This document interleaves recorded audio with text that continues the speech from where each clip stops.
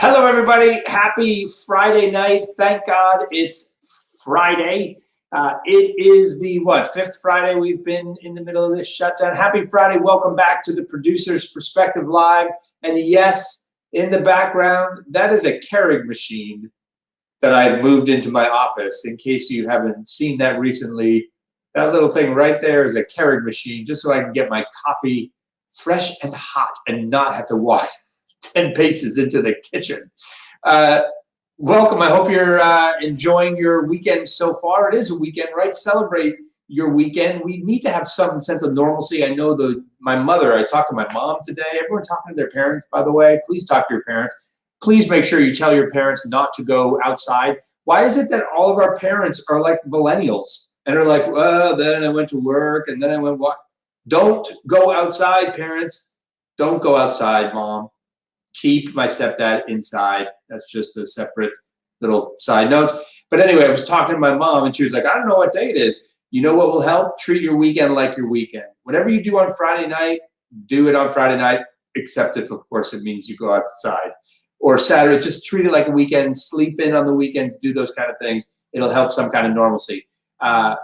We're going to be here over the weekend, so hopefully you'll stick with us. We have a great guest tonight. It's super fun. I've been looking forward to it all week, actually. For the moment she said she'd do this, it is Broadway star and Mean Girl. Kate Rockwell is here with us tonight. But Mean Girls is just one of the handful of Broadway shows she's been in. Legally Blonde, Hair, Bring It On, Rock of Ages. Kate was on one of the two Broadway reality shows back in the day, the Grease, You're the One That I Want. I bet we don't have a picture of that because she probably won't allow us to put that up. But anyway, big time Broadway star, super fun lady. She's going to be on with us just a minute and tell us how she's coping with all of this. Don't forget why we are here. We are here to raise some money for the Actors Fund. So please do us a favor. Beep, beep, beep. Tip that tip jar that's on my Facebook page right there. Throw a few bucks in if you can. You can't go to the movies tonight. You can't go to a restaurant tonight. It's Friday night. Throw a little in for the Actors Fund to help all those people that are going to be seriously in need. We know they're going to be needing a lot of money over the last month, as I mentioned last night. We're going to get the head of the Actors Fund actually on in a week or so to talk about the programs that the Actors Fund has for people in need. In case you're one of those people, you can use the Actors Fund. It's not just for actors, it's for everybody in the biz.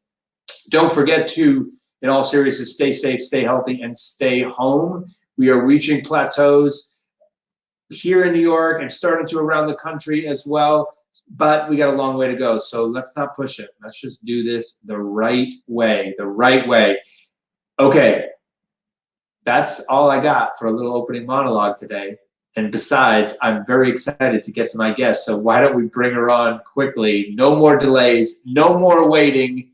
Here is the lady you've been waiting for. Please welcome to the live stream, Kate Rockwell. Kate. Yeah, live stream. Woo-hoo! There you are. No one has danced on the live stream yet, so I love it. Look at this. On a live stream. Anytime we're on a live stream, you have to be dancing. Look, we have a comment already. There's no music playing. We have a comment already from one of your fans. Throwing it right up there. Hi, thanks for tuning in tonight. I happen to know that fan very well. Welcome. How are you? How are you doing? I'm good. I'm fine. I'm bored, but I'm fine. What is like the one thing you've done that you least expected to do, like in the last, like we're so bored. What is the shit that you're doing that like, what? Okay, so I've been learning how to cross stitch because, right, exactly, yeah. So I'm learning how to cross stitch because I need something to do with my hands because I get fidgety. I don't know if you knew this, but I've been a little bit busy for the last 3 years, and I literally left Mean Girls. My last show of Mean Girls was 3 days before the shutdown happened. So wow. I did technically leave the show, but then the world stopped. And so I knew there was going to be an adjustment period of kind of what to do with my time and to relearn how to rest and be calm and be at home and have hobbies. I haven't had a hobby in many moons. So I was prepared, and I had decided that I was going to learn a new skill. And I do knit. I like to knit, but I was like, nah, I've done that before. I don't want to do that. I want to learn a new one. And so Gray Henson, who is also in Mean Girls, convinced me to start cross stitching. And then the shutdown happened. And so I learned how to cross stitch. Wait, I have my, hang on, I can show you. Yeah, show us some Kate Rockwell originals. I mean, it's not, so I'm going to make a pillow out of it. So it's not stitched all the way together yet. 'Cause I don't have stuffing, because of course I don't. But I made this one first. That's amazing. This is my first cross stitch. And I'm going to, so it has a little space here that I'm going to fill it once I get, what do you use to stuff a pillow? I don't know. Things I never thought I would be doing with my time. But I'm going to make a little feminist pillow. And then I thought, she's watching too. I thought I was going to send it to my mom. So Mom, I'm going to send this to you once it's done. Surprise, you didn't know that till now. Do you have any other completed things there already, or is that the one? Oh, no, that's the one. Because, see, the problem is I bought this kit thinking like, oh, this will take me forever, because when am I ever sitting still? And I had like projects lined up and like work I was going to do. And then all of that went away. And so I had all the time. And so I finished it really fast. And then I had no other fabric. I had no other colors of, like, the stuff they send you with the kit is like the exact right amount of everything you need to make that one thing. So then I had to order a whole bunch of other stuff. So now I just recently got this like fancy, like special kind of fabric that you need for cross stitching. And so I just started this one last night, and it looks like nothing right now, but Yeah, it's gonna look like something. What is it supposed to be? It looks like cat eyes or something. It'll look like where is it? There we go. The faces of the moon. Okay. Very simple. We're starting educational as well. Apparently, your mom is watching. See, like, I was like, she's gonna love it. Yeah, Mom, I'm making you a pillow. Listen, you're keeping your hands busy. What we were talking about before, like what's so cool about theater people, and I think is so important for everyone watching and everyone around the world, is to try to keep yourself busy no matter what it is. Yeah. You might cross stitch, you might have a live stream, you might do whatever it is, but it's important to keep yourself busy. So you were 3 days out. So where were you when you knew, as I've been asking people, where were you when the virus hit the fan? Like when you were like, oh. I was really, really fortunate that I had started working on a new television show for Amazon, and it had just barely overlapped with Mean Girls, as I knew that my Mean Girls time was ending. That was sort of ramping up in terms of when they needed me on set. And so I was actually on set. My last day of filming was the same day. Wasn't supposed to be my last day, but the last day that I was on production was the last day that Broadway shut down. And so I was sitting on set, in between takes, getting updates from everybody, hearing about the shows and everything. And I was like, what is going on? And I happened to be kind of the only Broadway person on set that day. Like, there weren't usually when you work on set in a New York TV show, you kind of know other people that are there, either series regulars or guest stars or whatever. That particular day, I happened to be the only Broadway person around. And so I'm like, no one down to talk to. And I'm like, the world is ending. Broadway's shutting down. And no one cared. Like, everyone's like, what? I was like, oh, no, you don't understand. This never happens. Broadway doesn't close, but Broadway's closing. And then 2 days later, they stopped production on the TV show as well. So it all went very quickly. It really is amazing how Broadway was like the domino for how serious this all was to the world. Yeah, I think so. I think we were not, I won't say we were the canary in the coal mine. There were a lot of canaries before us, warning about how serious this was going to be. But I think the magnitude of Broadway as a whole making a decision to shut down for an indefinite amount of time we also coincided with basically all of sports shutting down at the same. We all kind of did that at the same time. I think that was just the day that sort of all of us realized that there was just no way to continue business as usual, that we absolutely had to start making some really dramatic decisions to protect public safety. And Broadway was a really big marker of like how serious this really is going to be, is now that we're, in the middle of it. So, but yeah, that was that. I think in our tiny little bubble of production, I think we were all kind of like, wait, what's going on? Like, are we gonna be okay? And then when Broadway announced, I was like, oh, we're not gonna be okay. Everything's gonna stop. Because Broadway, I always used to describe Broadway as like the way USPS is supposed to be, like neither rain nor snow nor like wind or hail, whatever that poem that we used to have about how like the USPS is supposed to be. No matter what, it will always deliver the mail. Well, that is what Broadway is. No matter what is going on the outside, we are doing a show tonight. Right. Nothing cancels Broadway. But this did, and needed to, and rightfully so. We had to make that decision, and I'm glad that we made it then. I'm glad we made it early, so that we could not have a negative impact on public health. But it is a really big deal that when that happened, I think everybody kind of was like, "Ooh, oh God, it's real. It's very, very serious." Will you miss not being in Mean Girls when it goes back up again?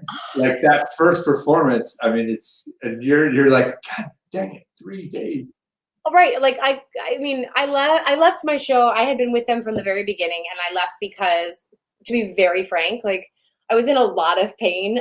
Doing physical comedy 8 times a week in stilettos is taxing, and my body had just had enough, and it was time for me to let my body rest and recover and heal a little bit. And that was very much the reason that I decided to leave the show. And I'm getting that now, which is great in a way I never would have anticipated. And yeah, like when we all go back in September, I can just go back, right? It doesn't work like that. Actually, if you had like ended just a couple days after the shutdown, they would have extended your contract by those 2 days. You would have been forced to come So back. ridiculous. I would have to come back for 2 days. Well, the other trick is that, and this is, I think it's okay for me to say this out loud. We actually, in the same time that it was myself and Barrett, Wilbert Weed that left, and Gray Henson also left. The 3 of us left on the same day. And so while they were kind of initiating all of those changes, they also put the changes that they made for the tour company into the Broadway company. So the entire Mean Girls company had been in rehearsal, relearning pieces of the show to kind of install these creative changes that the team had made for the touring company into the Broadway company, as well as putting these 3 principal actors into the show. And so actually the Mean Girls company, I mean, I'm knocking on wood here because obviously everything can change whenever, but the Mean Girls company actually has not had a lot of COVID cases. Whereas a lot of the other current Broadway shows actually did see, it kind of moved through our company through our community pretty aggressively. Fortunately, for the most part, everybody has been able to recover from it pretty quickly. But Mean Girls, we did not see it. And I think it's because everyone was in so much rehearsal that we were actually sort of quarantined together ahead of time. Because we were kind of instigating all these changes together. They were in rehearsal all day, every day. It was like we'd gone back into previews where they were learning a version of the show during the day, and then they were doing a different version at night. They started doing the new version of the show 2 days before the shutdown, and that's it. So they're going to have to relearn the show. Thank God I didn't have an ending afterwards, because then I would have also had to relearn the show to go in for a week or however long it would have been. So the timing of it is really insane, but it's going to feel very strange when everyone else goes back to work and I don't, because it feels like we all went out of work together. Mm-hmm. But actually I went out of work 2 to 3 days before that. It just doesn't feel like it. So, by the way, if you have questions for Kate, go ahead and throw them up there in the comments, and I'll get to them in a couple of minutes. But you mentioned an Amazon television series. What's the difference between you as acting on screen versus in a big old musical comedy? Do you have to like shift into another gear? Is it a conscious like, oh, I'm in 3rd gear when I'm on stage playing Karen, but for screen it's a whole different thing, or is it just the same? You know, I think I don't think it's that different, quite honestly. There's definitely technical things that are different. Obviously, like volume and size of action, you know, like this on camera looks crazy, like it just did on this camera. But on stage that looks like fine. So like there's those kind of things. But I'm still relatively new to camera work, so I'm still learning. I would by no means say I know what I'm doing on set. And I know that people are so kind with me and so patient helping me understand the way that the camera sees things and the way to sort of posture yourself for the camera and create for the camera as opposed to sort of creating on a stage. But I think that the number one thing which I'm going to say is a positive is that no one has ever asked me to play 17 on camera. All of these, it's just not going to happen, and I think that's lovely. I don't mean that as a negative at all. I am totally accepting of the responsibility of playing an actual 30-year-old, which I am well into my 30s, so I feel great about that. And so I don't feel the pressure to behave a certain way or look a certain way the way that I do on stage, because I do just naturally play younger in that environment. And there's a part of me that goes like, well, you have to find it in you. You have to remember what being 17 was like. Whereas on camera, it's just I'm just being myself, which is maybe a cop out, but I think it's a little more truthful on camera, and there's a little less put upon. But again, I would call myself very much a novice still. I'm still very much learning in that regard. And what about listen, your performance in Mean Girls is one of the funniest performances I've seen on a Broadway stage. And what I love is that it's nothing like you, of course. Nothing at all like you. I was going to even try a joke just then, and of course, it's exactly, you're just playing yourself. But you're just so not, which is such a testament to your skill. Tell me just about where your comic instincts come from, or your comic chops. Where did you learn to do this stuff? Do you watch stuff? Is it training? What is it? How do you be funny, Kate Rockwell? How do you be funny? I do definitely have inspiration that I drew, especially for Karen. There are people on stage and on camera that I've seen that I drew from in terms of inspiration. There are people in my real life that I drew inspiration from who I will not name. I absolutely will not name them. Nope, never ever. Initials and city where they were born. What?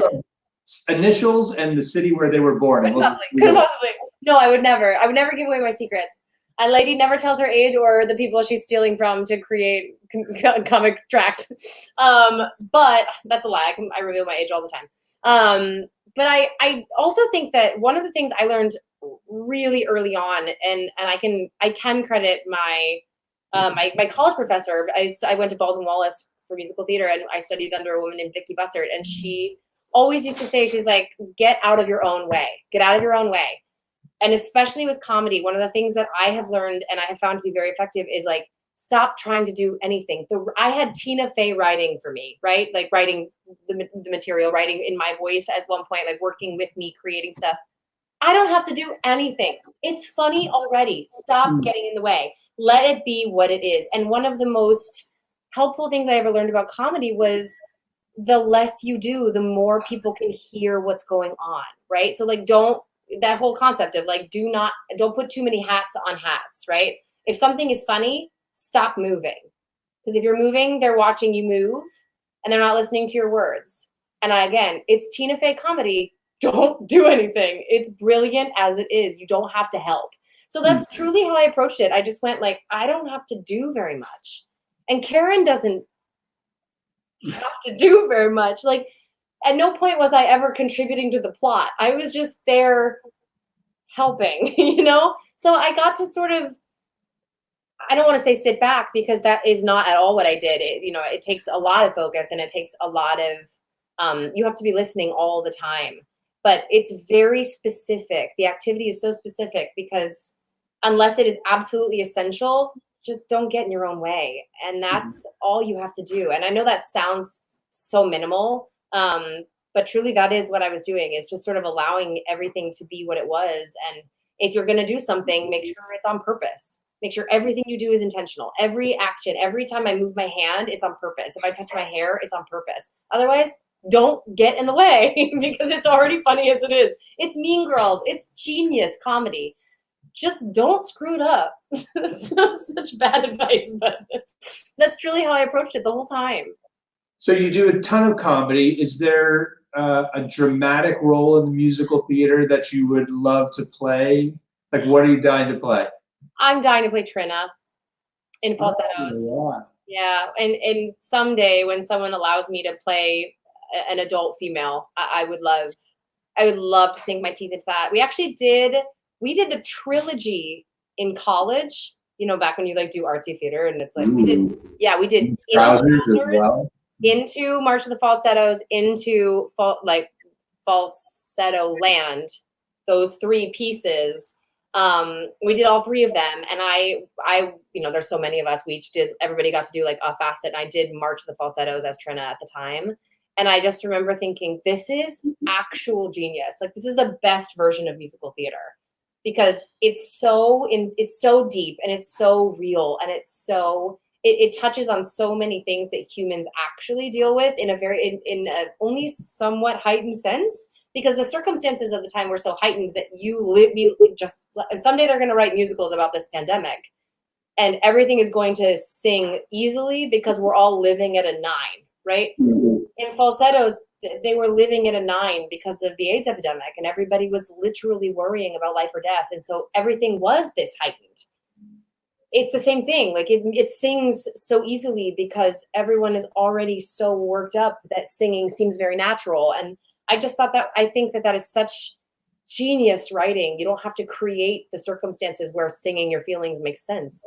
It just makes sense because you were already so high octane. Why wouldn't you sing? Mhm. And I think that it's one of the best, to me, it's one of the best musicals that we've been given, because it all sort of lines up so beautifully. And I would love to sink my teeth into I'm Breaking Down in a real scene. I would love to get to like chop some carrots. Whatever we do in the production that I get to do, I want to chop some carrots. I was in college when that was on Broadway, and I second acted that sucker like 27 times. I just kept going back and back and back to see it was so good. I mean, I have worked with people from the original production, and every time I meet someone, I'm like, you have to understand what that show did for me. You have to know that my college self, which is how old I was when I learned about the show, was like, I like hooked my claws into that show, and I will not let go. And it has motivated so much of what I hope to do as a comedian, as an artist, as a Broadway performer.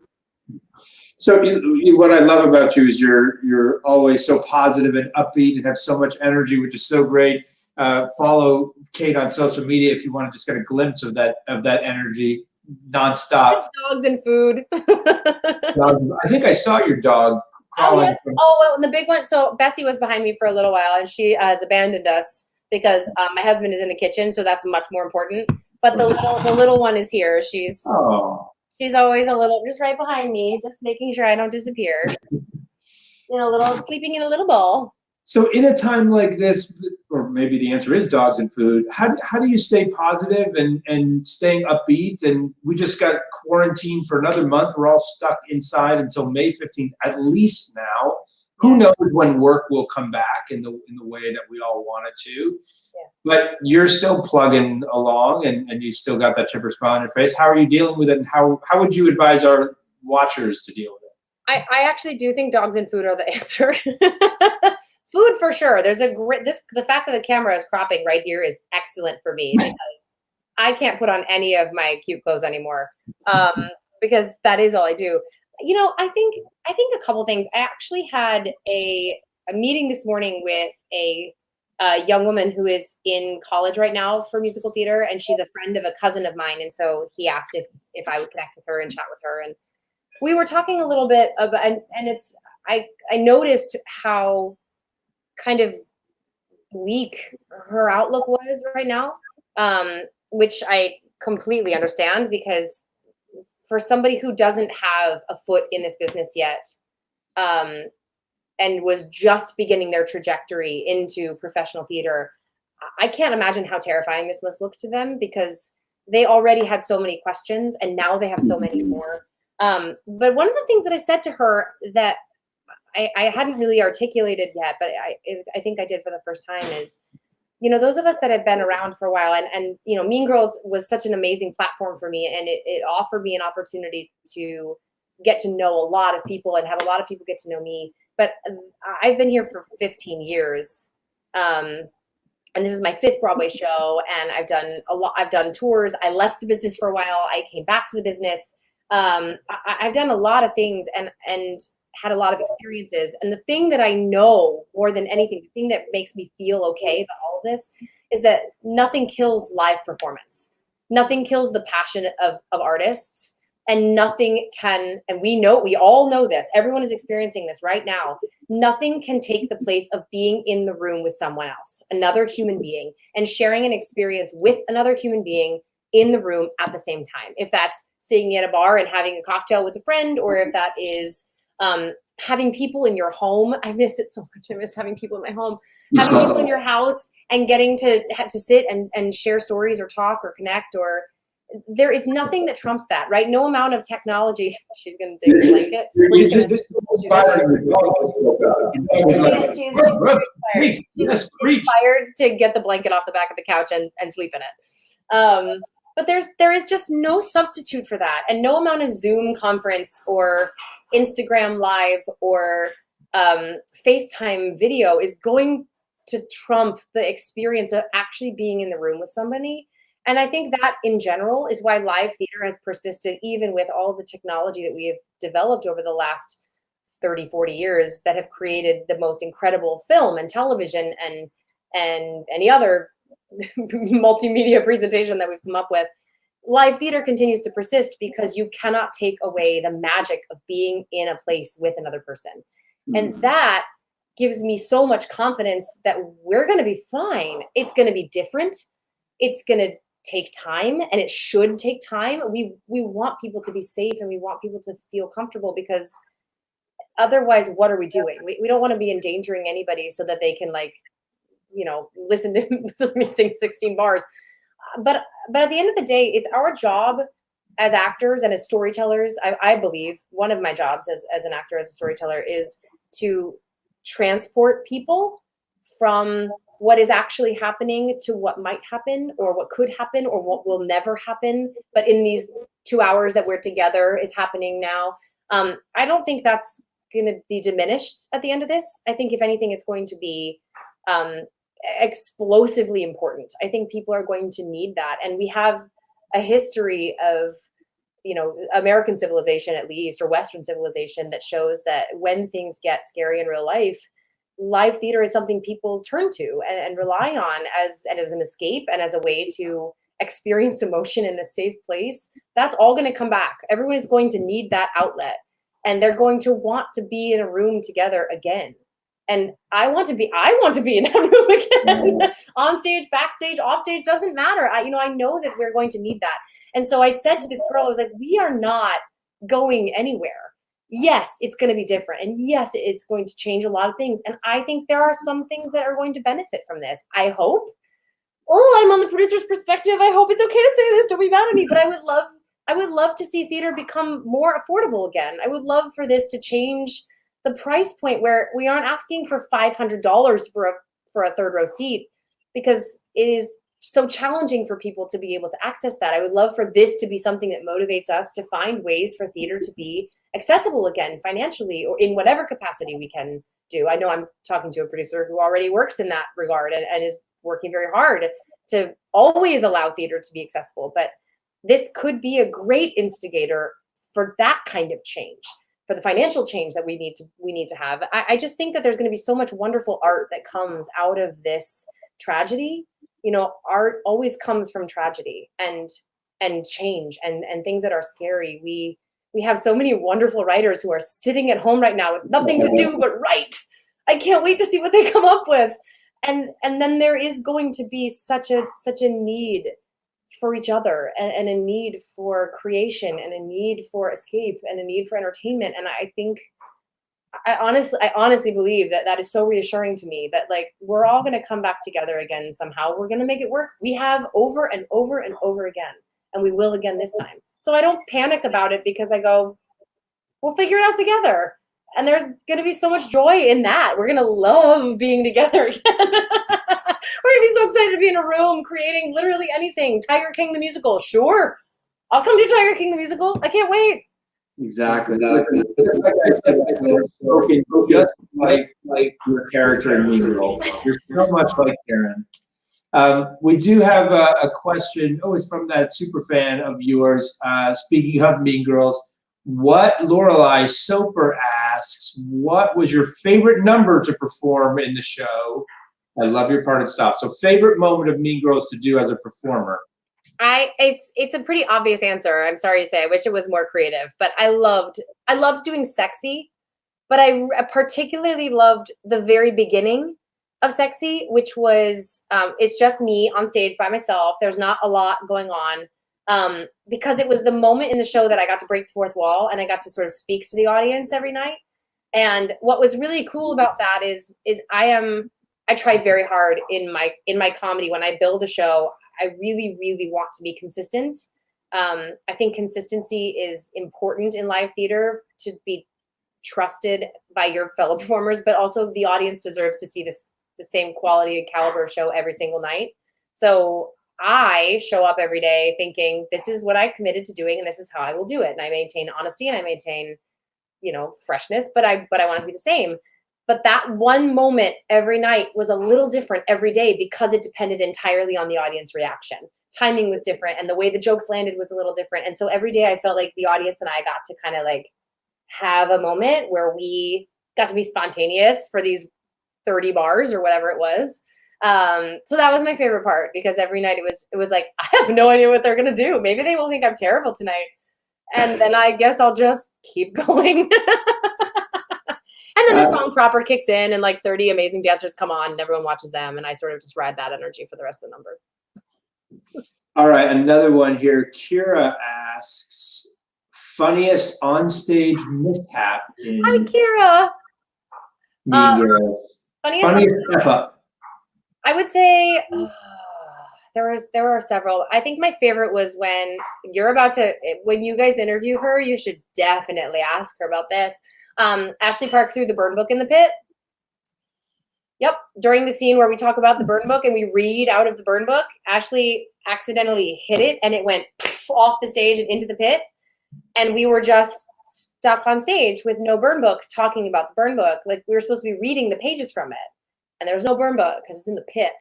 And what happened to be, the most amazing part of all is that at the time, our conductor was Alex Gemignani, Tony-nominated performer Alex Gemignani, who also conducts orchestras because he's a genius.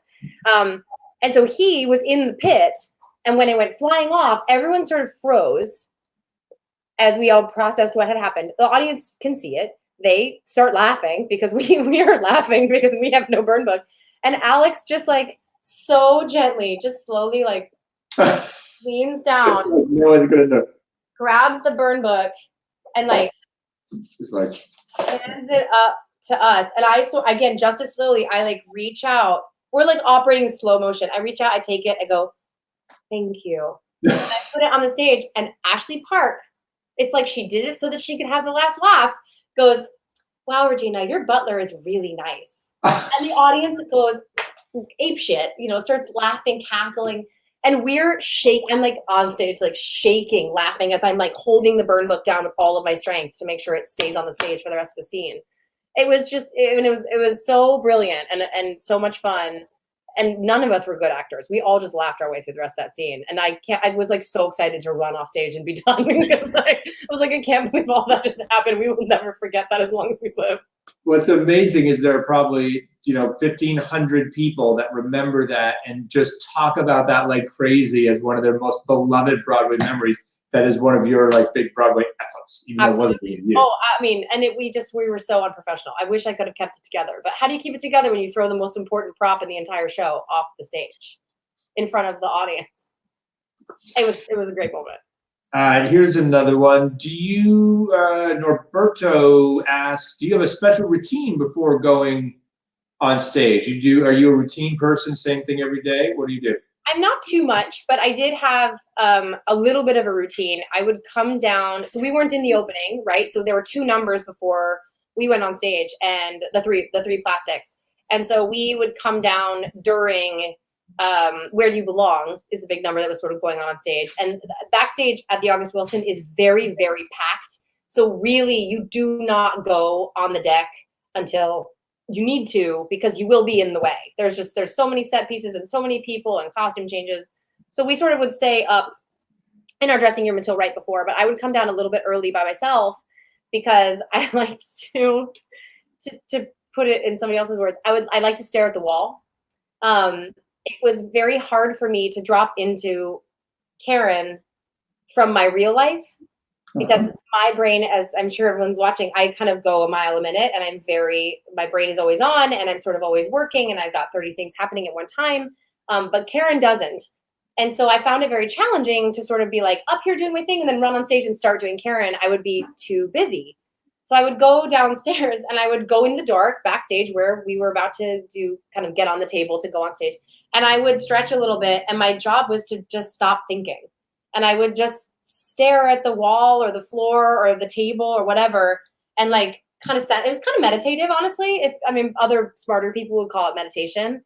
But I just have to go stare at a wall for a little bit and like stop thinking, because if I think too hard, then Karen is too busy and it's not funny anymore. Her stillness was such a big part of the comedy. And so that was my routine is I'd go downstairs, I'd like touch my toes, and then I would kind of just like turn off for a few seconds. I don't know about you. Brilliant. That was my routine.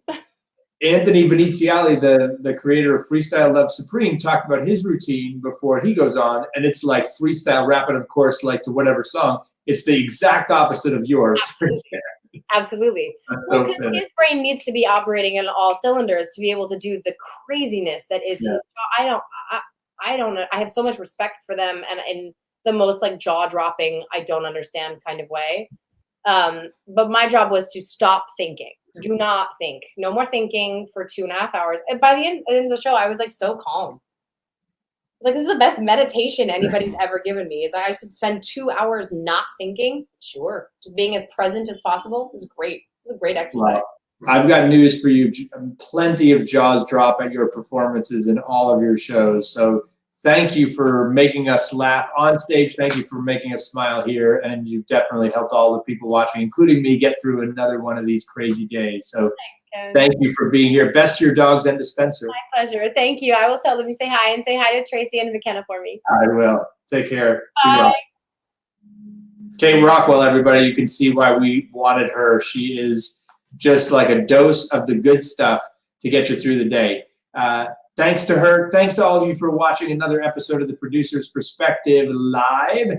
Don't forget about the Actors Fund. If you enjoyed Kate and if you're enjoying these live streams, do us a little favor and just throw some coin in the till there for all those people that could use it right now. Who do we have tomorrow and who do we have coming up? Mary Dina, my producer on the show, she has been working her tail off, which she had no internet today, no internet. And she was booking people like crazy.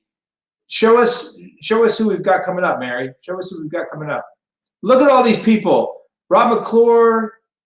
Look at all the Ali Stroker is going to be, like all these incredible people. Like Joe Iconis is going to be here. We have Mary Lou Henner tomorrow, Ashley Park. I mean, this is going to be a fantastic couple of weeks, everybody. And what else you got to do? Might as well visit here. Oh, let's just bring on a special guest. Mary, do we have that other person backstage with us still? Can we bring her on? God. Mary lost her internet. Oh, look, everyone. It's Summer, one of my staff members. Mary lost her internet, so Summer was lurking backstage just in case something happened. So say hi to everybody, Summer. Hello, everyone. Summer runs our Theater Maker Studio platform from Orlando, Florida, where she's sheltering in place down there. Thanks for being our backup. You got it. I'm in big trouble. She's going to be very mad at me for doing that tomorrow. Okay, say bye, Summer. Bye. That was Summer, everybody. She very much lives up to her name. She's one of my fantastic staffers. I have a great staff. Actors Fund we did. Tomorrow we did. Stay safe, stay healthy, stay home. Don't forget. And lastly, something to make you smile, as if Kate Rockwell and as if summer wasn't enough, we are going to make you smile just a little bit more with, oh, get this. This is the cast of the 2006 revival of A Chorus Line, doing A Chorus Line in quarantine, doing the opening number from A Chorus Line just for you. You know, A Chorus Line could literally be one of the best musicals ever written. Ed Kleban wrote the lyrics. A class act. Lonnie Price is like 6 degrees of separation here. Chorus line is a great one. If you're a musical theater lover, now's a great time to study a chorus line. Why was it so good? Watch it. Watch the number. Read it. Listen to it. Use it to help fuel your own work, but use it also to make you smile. Go to theproducersperspective.com/smile. Watch all the videos. Have a great night. Have a fantastic weekend. We'll see you tomorrow. Mary Lou Henner. She's going to be great. See you tomorrow, everybody. Thanks for tuning in.